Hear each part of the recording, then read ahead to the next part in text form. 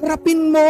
Huwag kang matatakot dahil pagkatapos niyan, magiging mas malakas ka. Magiging mas matibay ka. Huwag mong tatakasan. Humarap ka. Tumindig ka lang. Magtiwala ka. Hindi ka papabayaan ng Diyos. Harapin mo ang iyong problema.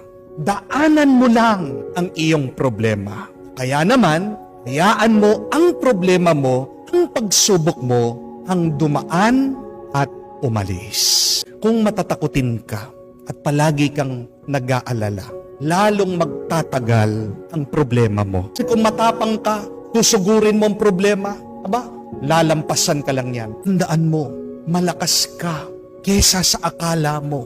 Paniwalaan mo yan dahil meron tayong isang malakas na Diyos.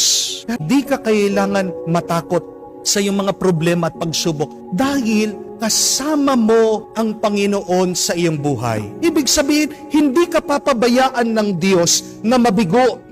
Tutulungan at tutulungan Kanya. God will not allow anything to happen to us that is not for our greater good. Lakasan mo ang iyong loob. Lakasan mo ang iyong pananalig sa Diyos. Ano man ang problema, matatapos din yan.